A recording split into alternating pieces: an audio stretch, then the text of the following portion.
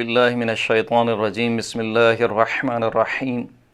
الحمدللہ رب العالمین والصلاة والسلام علی محمد وعلی آلہ الطیبین الطاہرین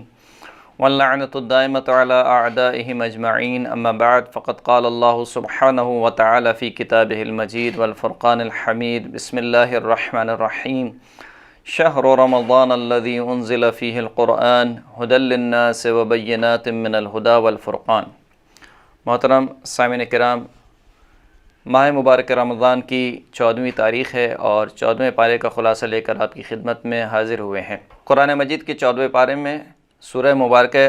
حجر اور سورہ مبارکہ نحل شامل ہیں کہ سورہ مبارکہ حجر کی 99 آیات ہیں اور سورہ مبارکہ نحل کی 128 آیتیں ہیں، اور یہ دونوں سورہ 14ویں پارے میں شامل ہیں۔ سورہ مبارکہ حجر کے بارے میں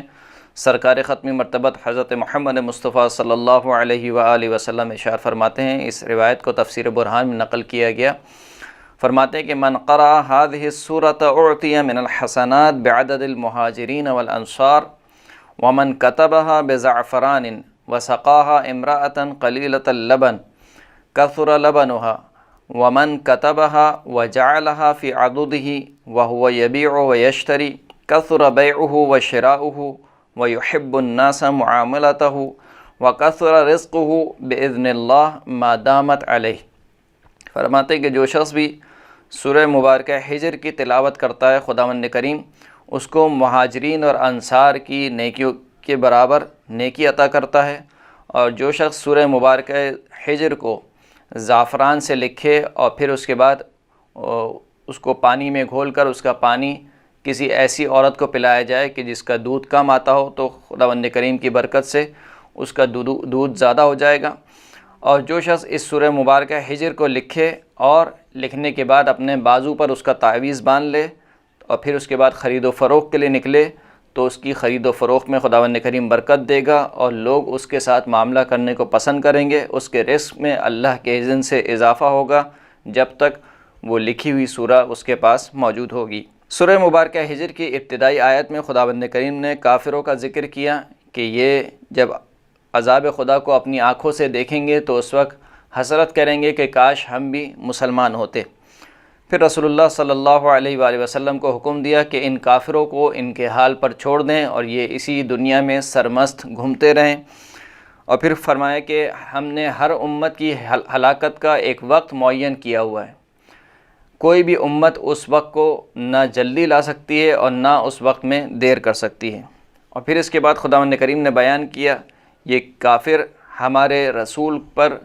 مجنون ہونے کی تہمت لگاتے ہیں اور کہتے ہیں کہ اگر تم سچے نبی ہو تو ہم پر فرشتے کیوں نہیں اتارتے؟ خداوند کریم نے اس کا جواب دیا کہ ہم نے فرشتوں کو حق کے ساتھ نازل کیا ہے، اور ایسا نہیں ہے کہ ہم ہر کسی پر فرشتوں کو اتارتے پھریں، بلکہ جس میں صلاحیت ہوتی ہے ہم اسی پر فرشتوں کو نازل کرتے ہیں۔ اس کے بعد سورہ مبارکہ حجر کی 9ویں آیت میں خداوند کریم نے ارشاد فرمایا کہ یہ قرآن مجید ہر قسم کی تحریف سے پاک اور منزہ ہے اور ہم ہی اس کی حفاظت کرنے والے ہیں۔ ارشاد ہوا کہ انا نحن نزلنا الذکر وانا لہ لحافظون، کہ بتحقیق ہم نے ہی اس ذکر کو یعنی قرآن مجید کو نازل کیا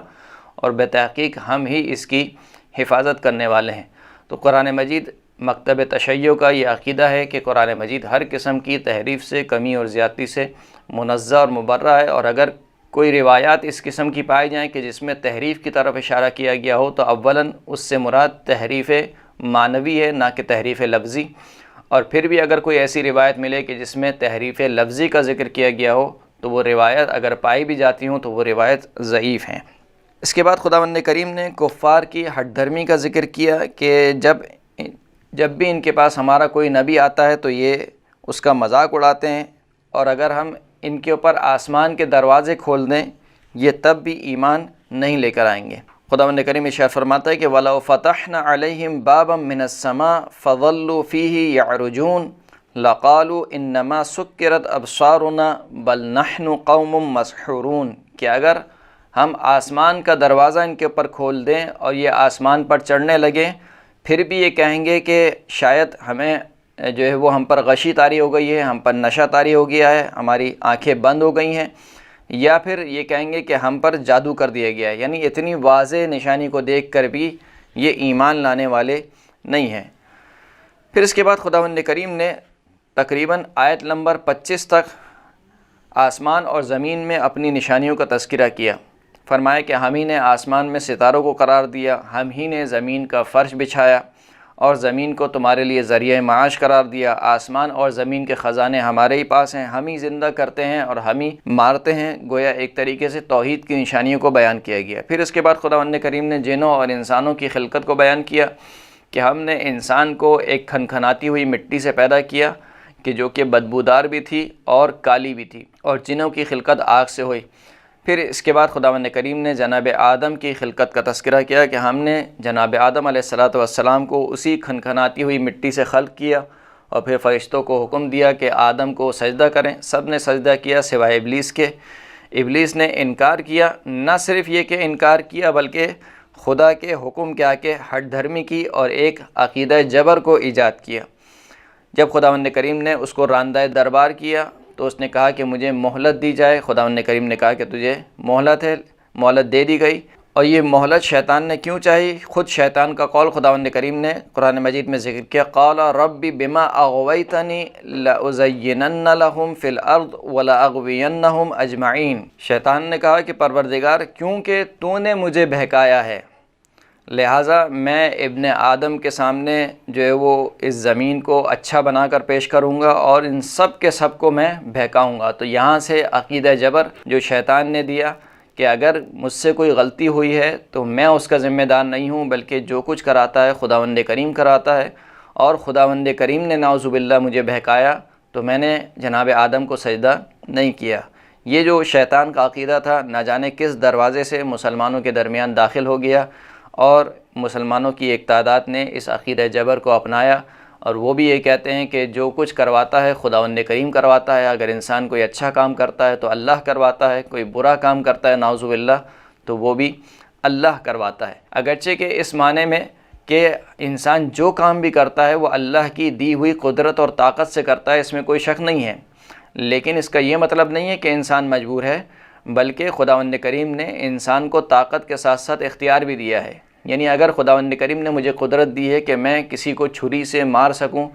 تو اس کے ساتھ ساتھ صرف قدرت نہیں دی ہے، قدرت کے ساتھ ساتھ مجھے اختیار بھی دیا ہے کہ چاہوں تو کسی کو مار سکوں اور چاہوں تو کسی کو نہ مار سکوں۔ پھر اس کے بعد خداوند کریم نے آیت نمبر 40 سے لے کر آیت نمبر 42 تک یہ ذکر فرمایا کہ یہ جو شیطان ہے یہ بنی آدم کو بہکائے گا اور تمام بنی آدم پر اس کا تسلط ہوگا سوائے اللہ کے مخلص بندوں کے اوپر۔ خود شیطان کا قول خداوند کریم نے نقل کیا، الا عبادک منہم المخلصین، کہ میں تمام بنی آدم کو بہکاؤں گا مگر یہ کہ بنی آدم میں سے جو مخلص بندے ہوں گے، تیرے خالص بندے ہوں گے، ان کو میں نہیں بہکاؤں گا۔ اور پھر خود خداوند کریم نے اشار فرما دیا کہ ان عبادی لیس لک علیہم سلطان الا من اتبعک من الغاوین، کہ جو میرے بندے ہیں، خالص بندے ہیں، ان پر تیرا کوئی اثر و رسوخ نہیں ہے، یعنی تو وہ ان پر کوئی غلبہ حاصل نہیں کر سکتا مگر یہ کہ جو بھٹکے ہوئے ہیں وہ تیری اتباع کریں گے اور تو انہی کو بہکائے گا۔ اس کے بعد خداوند کریم نے جنت اور جہنم کا تذکرہ کیا اور جنت کی نعمتوں کا تذکرہ کیا، اور آیت نمبر 49 میں خداوند کریم نے ایک عجیب انداز میں اپنے بندوں کو نوید سنائی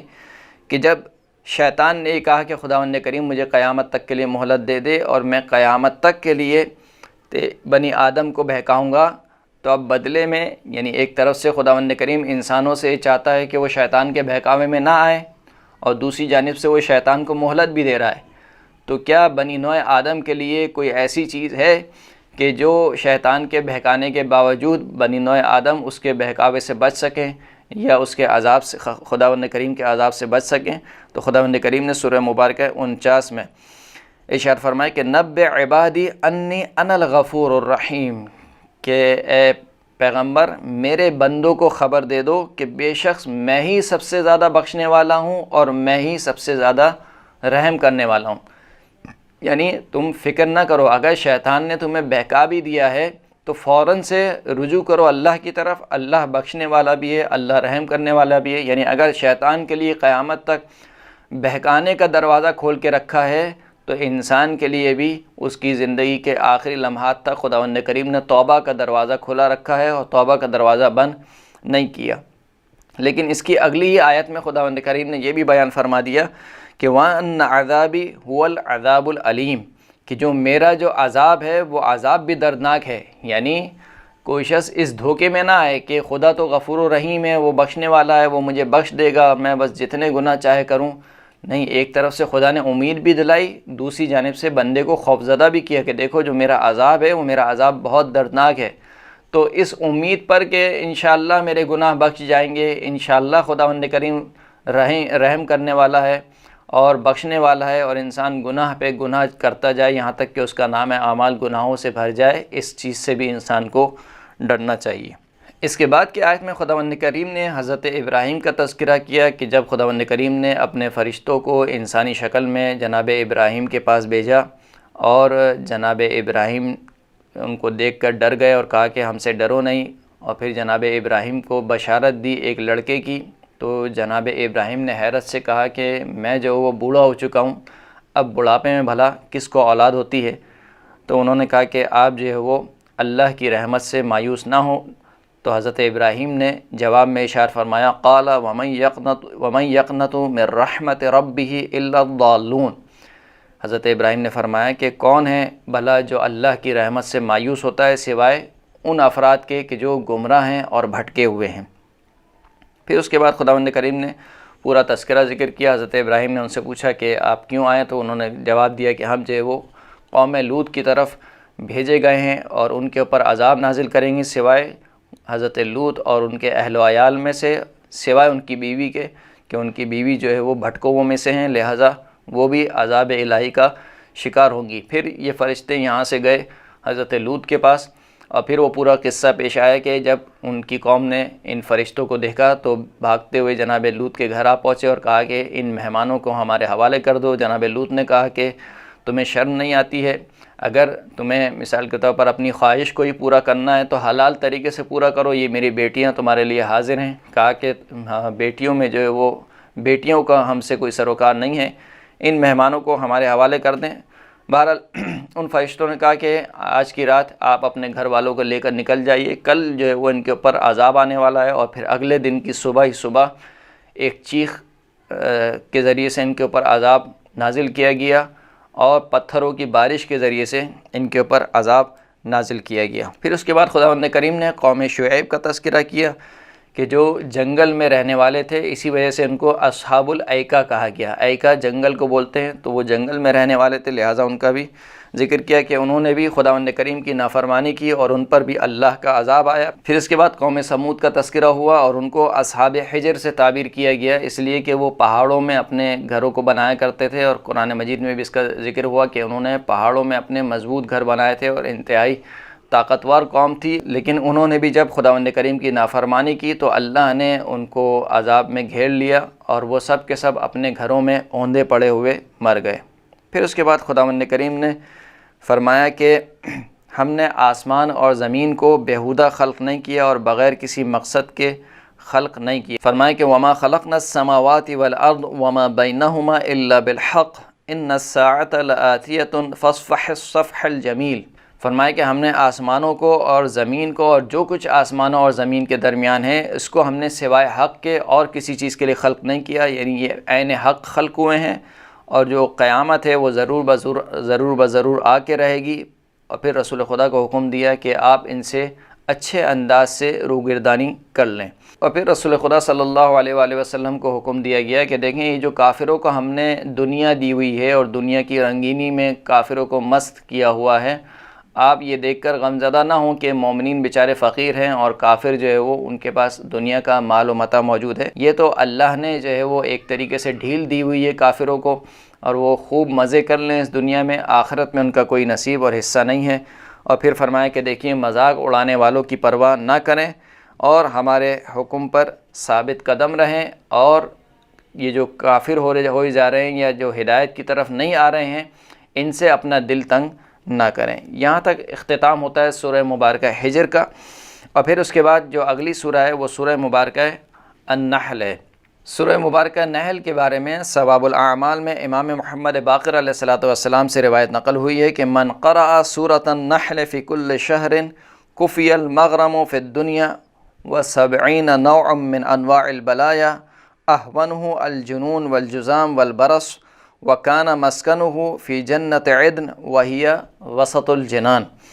فرمایا کہ جو شخص بھی سورہ مبارکہ نحل کی ہر مہینے قرأت کرتا ہے، تلاوت کرتا ہے، تو دنیا کے نقصان سے اس کو بچا لیا جاتا ہے، یعنی دنیا میں اس کو کوئی نقصان نہیں پہنچے گا، اور 70 قسم کی بلاؤں سے اس کو محفوظ رکھا جاتا ہے، کہ جن میں سے جو کم ترین بلا ہیں وہ کون سی ہیں؟ جنون اس کے اوپر طاری نہیں ہوتا، جزام اس کے اوپر طاری نہیں ہوتا، اور وہ برس میں مبتلا نہیں ہوتا، اور اس کو جنت عدن میں جگہ دی جائے گی آخرت میں۔ یہ جنت عدن کیا ہے؟ وہی وسط الجنان، یعنی جنتوں کے بیچ کی جو ایک جنت ہے اس کو جنت عدن کہا جاتا ہے، وہاں پر اس کو جگہ دی جائے گی۔ سورہ مبارکہ نحل کی ابتدائی 23 آیت میں خداوند کریم نے اپنی توحید کو بیان کیا اور اس کائنات میں موجود خداوند کریم کی وحدانیت پر واضح نشانیوں کا تذکرہ کیا، اور خداوند کریم نے جو انسان کو نعمتیں عطا کی ہیں ان نعمتوں کا خداوند کریم نے تذکرہ کیا کہ دیکھو ہم نے انسان کو ایک نطفے سے پیدا کیا، اور پھر ہم نے انسان کے لیے چوپایوں کو خلق کیا کہ جس میں انسان کے لیے فائدے ہیں کہ بعض پر انسان سواری کرتا ہے، بعض کا گوشت انسان کھاتا ہے، اور بعض سے انسان جو ہے وہ اپنے لیے زینت کرتا ہے۔ اور پھر اس کے بعد فرمایا کہ ہم نے آسمان سے پانی کو برسایا کہ جس میں تمہارے لیے تمہاری پیاس کا انتظام ہے، اور اس سے ہم نے پھر درختوں کو سیراب کیا، اور پھر درختوں کو سیراب کر کے ہم نے زراعت کو اگایا، زیتون کو اگایا، کھجور کو اگایا، انگور کو اگایا، اور تمام پھلوں کو تمہارے لیے اگایا، اور پھر ہم نے رات اور دن کو تمہارے لیے مسخر کر دیا، سورج اور چاند کو تمہارے لیے مسخر کر دیا، ستاروں کو ہم نے تمہارے لیے مسخر کر دیا۔ اور پھر فرمایا کہ جو کچھ بھی خداوند کریم نے تمہارے لیے زمین میں خلق کیا ہے اس کے رنگ مختلف ہیں، اور اس میں یقیناً نشانی ہے اس قوم کے لیے جو کہ متذکر ہوتی ہے۔ اور یہ نعمتوں کا تذکرہ کرتے ہوئے خداوند کریم نے ارشاد فرمایا کہ وَإِن تَعُدُّوا نِعْمَةَ اللَّهِ لَا تُحْصُوهَا إِنَّ اللَّهَ لَغَفُورٌ رَحِيمٌ، کہ اگر تم اللہ کی نعمتوں کو شمار کرو تو تم ہرگز اللہ کی نعمتوں کو شمار نہیں کر سکتے، کہ خداوند کریم بے تحقیق بخشنے والا بھی ہے اور رحم کرنے والا بھی ہے۔ اس کے بعد خداوند کریم نے کفار کا تذکرہ کیا کہ جو قرآن کو پہلے والوں کا افسانہ شمار کرتے ہیں، یعنی جب ان سے پوچھا جاتا ہے کہ یہ جو آیتیں نازل ہو رہی ہیں اس کے بارے میں تمہارا کیا خیال ہے، تو وہ کہتے ہیں اساطیر الاولین، یعنی پہلے والوں کی باتیں ہیں، یعنی کہانیاں، قصے کہانیاں ہیں اور کچھ نہیں ہیں۔ اور پھر ان کے عذاب کا تذکرہ کرتے ہوئے خداوند کریم نے ارشاد فرمایا کہ یہ آخرت میں نہ صرف اپنے کرتوتوں کا بوجھ اٹھائیں گے بلکہ جن کو انہوں نے گمراہ کیا ہے ان کا بھی بوجھ ان کے سر پر ہوگا۔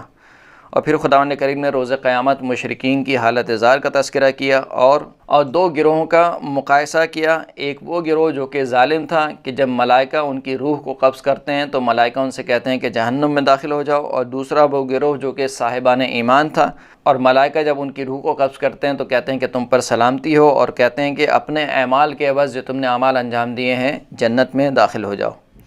پھر اس کے بعد خداوند کریم نے گزشتہ قوموں کا حوالہ دیتے ہوئے کفار کے عذاب کا تذکرہ کیا، اور مشرکین کے عقیدہ جبر کو خداوند کریم نے آیت نمبر 35 میں بیان فرمایا کہ یہ مشرکین کیا کہتے ہیں، وقال الذین اشرکوا لو شاء اللہ ما عبدنا من دونہ من شیء نحن ولا آباؤنا ولا حرمنا من دونہ من شیء کذلک فعل الذین من قبلہم فَهَلْ عَلَى الرُّسُلِ إِلَّا الْبَلَاغُ الْمُبِينُ، کہ جن لوگوں نے شرک کیا وہ یہ کہتے ہیں کہ اگر اللہ چاہتا تو ہم اللہ کو چھوڑ کر کسی اور کی عبادت نہ کرتے، نہ ہمارے باپ دادا کسی کی عبادت کرتے، اور ہم اللہ کے علاوہ کسی اور چیز کو حرام قرار نہ دیتے۔ خداوند کریم فرماتا ہے کہ اسی طریقے سے ان سے پہلے والوں نے بھی یہی کام کیا تھا، تو کیا رسولوں کے اوپر سوائے ہدایت کو پہنچا دینے کے اور کچھ ان کی ذمہ داری ہے یا نہیں ہے؟ صرف یہی ذمہ داری ہے کہ وہ ہدایت کو لوگوں تک پہنچا دیں، اور پھر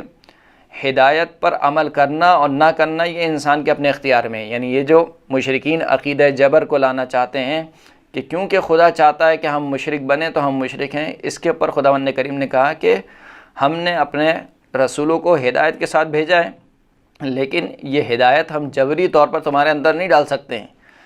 لہٰذا تمہارے اختیار میں ہے کہ چاہے تو ہدایت کو اپناؤ یا ہدایت کو نہ اپناؤ۔ اور پھر اس کی اگلی آیت میں خداوند کریم نے مشرکین کے عقیدہ جبر کا جواب دیا، فرمایا کہ وَلَقَدْ بَعَثْنَا فِي كُلِّ أُمَّةٍ رَسُولًا أَنِ اعْبُدُوا اللَّهَ وَاجْتَنِبُوا الطَّاغُوتَ فَمِنْهُمْ مَنْ هَدَى اللَّهُ وَمِنْهُمْ مَنْ حَقَّتْ عَلَيْهِ الضَّلَالَةُ فَسِيرُوا فِي الْأَرْضِ فَانظُرُوا كَيْفَ كَانَ عَاقِبَةُ الْمُكَذِّبِينَ،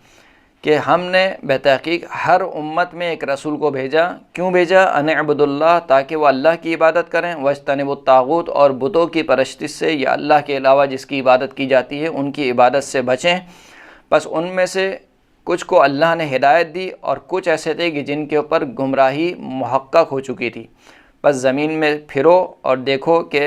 جھٹلانے والوں کی جو عاقبت ہے اور ان کا انجام کیا ہوا۔ تو اس آیت میں خداوند کریم نے واضح طور پر یہ بیان فرما دیا کہ ہم نے جو رسولوں کو بھیجا ہے ان کے ذمے ہم نے ہدایت کو لگایا ہے۔ ہدایت کو قبول کرنا یا نہ کرنا یہ انسان کے اختیار میں ہے۔ تو ایک گروہ ہدایت کو قبول کر لیتا ہے اور ایک گروہ کے اوپر گمراہی جو ہے وہ محقق ہو جاتی ہے خود ان کی وجہ سے، نہ یہ کہ خداوند کریم ان کو گمراہ کرتا ہے، نعوذ باللہ۔ پھر اس کے بعد کی آیت میں خداوند کریم نے یہ ذکر کیا کہ کفار معاد کا انکار کرتے ہیں، نہ صرف انکار کرتے ہیں بلکہ اللہ کی قسمیں کھا کر یہ کہتے ہیں کہ ہم تو دوبارہ اٹھائے نہیں جائیں گے۔ آیت نمبر 38 میں ارشاد ہوا وَأَقْسَمُوا بِاللَّهِ جَهْدَ أَيْمَانِهِمْ لَا يَبْعَثُ اللَّهُ مَن يَمُوتُ بَلَا وَعْدًا عَلَيْهِ حَقًّا وَلَكِنَّ أَكْثَرَ النَّاسِ لَا يَعْلَمُونَ، کہ یہ قسمیں کھاتے ہیں اور کہتے ہیں کہ جو شخص مر گیا ہے وہ دوبارہ خداوند کریم اس کو دوبارہ نہیں اٹھائے گا۔ خداوند کریم کہتا ہے بلا کیوں نہیں، یقیناً خداوند کریم اس کو اٹھائے گا، اور یہ ایک ایسا وعدہ ہے جو کہ برحق ہے لیکن اکثر لوگ نہیں جانتے ہیں۔ اور پھر اس قول کے اوپر، اس عقیدے کے اوپر خداوند کریم نے یہ بات بیان کی کہ بھلا یہ کیسے کفار یہ عقیدہ رکھ سکتے ہیں کہ ہم مردوں کو دوبارہ زندہ نہیں کریں گے، جبکہ اگر خداوند کریم کسی چیز کا ارادہ کر لے اور اس سے کہہ دے کہ ہو جا تو وہ ہو جاتی ہے۔ تو خداوند کریم کے لیے اتنا آسان کام ہے، یہ کیوں اس کام کو محال سمجھتے ہیں یا غیر ممکن سمجھتے ہیں۔ پھر اس کے بعد خداوند کریم نے ذکر کیا کہ جو شخص ظلم کا مرتکب ہو لیکن اس کے بعد توبہ کرے اور اللہ کی بارگاہ میں ہجرت کر جائے تو اس کا جو اجر ہے اور اس کا جو ثواب ہے وہ خداوند کریم نے ذکر فرمایا۔ اور پھر اس کے بعد رسول اللہ صلی اللہ علیہ وآلہ وسلم کی رسالت کا بیان ہوا، کافروں کو عذاب خدا سے ڈرایا گیا، اور بیان فرمایا کہ جو کچھ بھی زمین اور آسمان میں ہے وہ سب کا سب اللہ کے آگے سر بسجود ہے، یہاں تک کہ جو تمہارے سائے ہیں جو کبھی دائیں جانب پڑتے ہیں کبھی بائیں جانب پڑتے ہیں، خداوند کریم کہتا ہے کہ یہ تمہارے سائے بھی اللہ کے سامنے سر بسجود ہیں، یعنی کائنات کی ہر ہستی اللہ کی قدرت کے آگے بے بس ہے، لاچار ہے، اور اسی کو اللہ نے سجدے سے تعبیر کیا کہ اگر کائنات کی کوئی بھی چیز اللہ سے لڑنا چاہے، اللہ سے بغاوت کرنا چاہے تو کسی ہستی میں کسی چیز میں اتنی طاقت نہیں ہے کہ جو اللہ کے سامنے اپنا سر اٹھا سکے۔ اس کے بعد پھر خداوند کریم نے دوبارہ اپنی توحید کو بیان کیا اور آیت نمبر 58 تک خداوند کریم نے اپنی توحید کو بیان فرمایا۔ اس کے بعد کی 2 آیتوں میں خداوند کریم نے زمانہ جاہلیت کی ایک جہالت کا تذکرہ کیا، اور وہ جہالت یہ تھی کہ جب کسی کے ہاں بیٹی پیدا ہو جاتی تھی تو وہ اس بیٹی کے پیدا ہو جانے کو اپنے لیے نحوست سمجھتا تھا اور کہتا تھا کہ یہ جو ذلت میرے پاس آ گئی ہے، اب میں اس ذلت کو کیسے اس کو چھپاؤں اور کیسے اس سے چھٹکارا حاصل کروں۔ خداوند کریم ارشاد فرماتے ہیں کہ وَإِذَا بُشِّرَ أَحَدُهُم بِالْأُنثَىٰ ظَلَّ وَجْهُهُ مُسْوَدًّا وَهُوَ كَظِيمٌ يَتَوَارَىٰ مِنَ الْقَوْمِ مِنْ سُوءِ مَا بُشِّرَ بِهِ أَيُمْسِكُهُ عَلَىٰ هَوْنٍ أَمْ يَدُسُّهُ فِي التُّرَابِ أَلَا سَاءَ مَا يَحْكُمُونَ، کہ جب ان میں سے کسی ایک کو بشارت دی جاتی ہے کہ تمہارے یہاں لڑکی پیدا ہوئی ہے تو یہ خبر سنتے ہی اس کا چہرہ سیاہ پڑ جاتا ہے اور وہ اپنے غم کو دبائے بیٹھتا ہے، یعنی اندر ہی اندر غمزدہ اور گٹھن کا شکار ہوتا ہے، اور وہ اپنی اس لڑکی کو اپنی قوم سے چھپاتا پھرتا ہے، اور اس کو سمجھ نہیں آتا کہ آیا اس لڑکی کو زندہ رکھے، ذلت کے ساتھ اس لڑکی کو برداشت کرے، یا پھر اس لڑکی کو زندہ درگور کر دے۔ یعنی وہ لڑکی کو ایک طریقے سے نحوست سمجھتے تھے، جبکہ خداوند کریم نے کہا کہ یہ لڑکی یا لڑکا دونوں اللہ کی رحمت اور اللہ کی نعمت ہیں، اور ایسا نہیں ہے کہ اگر لڑکی پیدا ہو جائے تو نعوذ باللہ اللہ نے کسی کو ذلت سے دوچار کیا، بلکہ اسلام نے عورت ذات کو جتنی اہمیت دی ہے شاید کسی اور مذہب نے اتنی اہمیت نہ دی ہو۔ تو یہ جو آج کل شور اٹھتا ہے کہ مثال کے طور پر اسلام نے عورت کو محدود کر دیا ہے، اسلام جو ہے وہ عورت کو حجاب میں دیکھنا چاہتا ہے، تو یہ جتنے احکامات خداوند کریم نے عورتوں سے متعلق بیان فرمائے ہیں یہ سب کے سب عورت کی تعظیم میں ہیں اور عورت کو اہمیت دینے کے مترادف ہیں، نہ یہ کہ خداوند کریم نے نعوذ باللہ عورت کو ایک پست خلقت جانا ہو یا اس کی بے عزتی کی ہو۔ اس کے بعد آیت نمبر 61 میں خداوند کریم نے اپنی رحمت واسعہ کا تذکرہ کیا، فرمایا کہ لو یؤاخذ اللہ الناس بظلمہم ما ترک علیہ من دابہ ولكن يؤخرهم إلى أجل مسمى فإذا جاء أجلهم لا يستأخرون ساعة ولا يستقدمون، کہ اگر خداوند کریم روئے زمین پر بسنے والوں کو ان کے ظلم کے سبب ان کی گرفت کرے، یعنی ان کو عذاب میں مبتلا کرے، تو ما ترک علیہ من دابہ، تو اس روئے زمین پر کسی ایک چوپائے کو بھی نہ چھوڑے، لیکن خداوند کریم نے ان کو ایک معینہ مدت تک مہلت دی ہوئی ہے۔ جب ان کی مدت آ جائے گی تو نہ یہ اس مدت کو پہلے کر سکتے ہیں اور نہ اس مدت کو تاخیر میں ڈال سکتے ہیں، لہٰذا جو مدت خداوند کریم نے معین کر رکھی ہے اس مدت پر وہ فیصلے کا دن ہے اور اس مدت میں جلدی یا تاخیر نہیں ہو سکتی ہے۔ پھر اس کے بعد خداوند کریم نے آیت نمبر 65 سے دوبارہ اپنی توحید کو بیان کیا اور توحید کی واضح نشانیوں کا تذکرہ کیا، کہ جن میں سے خداوند کریم نے ایک نشانی آیت نمبر 68 اور آیت نمبر 69 میں ذکر کی، فرمایا کہ وَأَوْحَى رَبُّكَ إِلَى النَّحْلِ أَنِ اتَّخِذِي مِنَ الْجِبَالِ بُيُوتًا وَمِنَ الشَّجَرِ وَمِمَّا يَعْرُشُونَ، کہ خداوند کریم نے وحی نازل کی شہد کی مکھی کے اوپر کہ وہ پہاڑوں میں اپنا گھر بنائے، درختوں میں اپنا گھر بنائے، اور جو یہ بلند و بالا چھت بناتے ہیں مکانوں کی، اس چھتوں میں اپنا گھر کو بنائے۔ ثم کلی من کل الثمرات فاسلکی سبل ربک ذللا یخرج من بطونها شراب مختلف الوانه فیہ شفاء للناس ان فی ذلک لآیۃ لقوم یتفکرون، کہ پھر اس کے بعد ہم نے شہد کی مکھی سے کہا کہ وہ ہر پھل سے جو ہے وہ کھائے پیے اور اللہ کے راستوں پر چلے، اور پھر ہم اس کے پیٹ سے جو ہے وہ مختلف قسم کے شہد کو نکالتے ہیں جس کا رنگ مختلف ہوتا ہے، جس میں لوگوں کے لیے شفا ہے، اور اس میں نشانی ہے اس قوم کے لیے کہ جو کہ فکر کرنے والی ہے، یعنی اللہ کی وحدانیت پر ایک توحید کو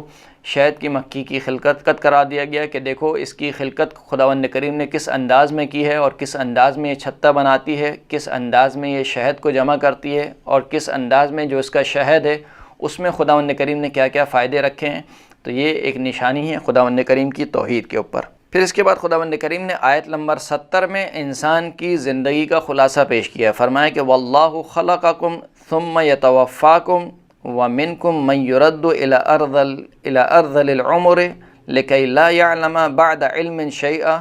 إِنَّ اللَّهَ عَلِيمٌ قَدِيرٌ، کہ خداوند کریم وہ ہے کہ جس نے تم کو خلق کیا پھر وہ تمہیں موت دے گا، اور تم میں سے بعض کو پلٹا دیتا ہے اپنی عمر کے پسترین حصے میں، یعنی بڑھاپے کی طرف انسان کو پلٹا دیتا ہے تاکہ وہ علم آ جانے کے بعد دوبارہ جاہل ہو جائے، کسی چیز کو نہ جانے، اور خداوند کریم علیم بھی ہے، جاننے والا بھی ہے، اور صاحب قدرت بھی ہے۔ پھر اس کے بعد خداوند کریم نے ذکر کیا کہ ہم نے رزق کو ایک جیسا نازل نہیں کیا، کسی کو کم رزق دیا، کسی کو ہم نے زیادہ رزق دیا، لیکن یہ کم اور زیادہ دینا دو وجہ سے تھا، اس میں بہت سی مصلحتیں تھیں۔ ایک مصلحت تو یہ تھی کہ اس دنیا کا نظام اسی طریقے سے چل سکتا ہے، اگر ہر ایک کے پاس اتنا رزق آ جائے کہ وہ دوسرے سے بے نیاز ہو جائے تو یہ دنیا دھرم بھرم ہو جائے گی، اور خداوند کریم نے اس دنیا کا نظام اس طریقے سے رکھا ہے کہ ہر ایک کسی دوسرے کا محتاج ہے۔ اور پھر خداوند کریم نے اس میں ایک دوسری مصلحت کو یہ بیان فرمایا کہ ہم نے جس کو رزق میں فضیلت دی ہے، ہم نے اس کا امتحان لیا ہے کہ آیا یہ اپنے ان افراد پر جو معاشرے کے نادار افراد ہیں، چاہے اس کے رشتہ داروں میں سے ہوں، چاہے اس کے گھر والوں میں سے ہوں، چاہے اس کے نوکر چاکروں میں سے ہوں، آیا یہ ان پر اپنے مال کو خرچ کرتا ہے یا اپنے مال کو خرچ نہیں کرتا ہے، جبکہ خداوند کریم کہہ رہا ہے کہ انسان کی فطرت یہ خصلت یہ ہے کہ جب اس کے پاس مال و دولت آ جاتا ہے تو یہ سمجھتا ہے کہ مال و دولت کو اگر جمع کر کے رکھے گا تو امیر رہے گا، جبکہ خداوند کریم کہہ رہا ہے کہ مال و دولت کو جب تک خرچ نہیں کرو گے اس وقت تک تم امیر نہیں بن سکتے۔ لہٰذا انسان کی فطرت یہ ہے کہ جب انسان کے پاس رزق آ جاتا ہے تو یہ اپنے غلاموں پر اور اپنے ماتحت افراد پر اس رزق کو دینے سے گریز کرتا ہے اور ان کو اپنے رزق میں حصے دار نہیں بناتا ہے۔ پھر اس کے بعد خداوند کریم نے ذکر کیا کہ ہم نے اولاد اور ازواج کو بھی ایک نعمت قرار دیا، اور پھر مزید تفصیل کے ساتھ خداوند کریم نے اپنی نعمتوں کو یاد دلاتے ہوئے انسان کو توحید کی طرف متوجہ کیا، تقریباً آیت نمبر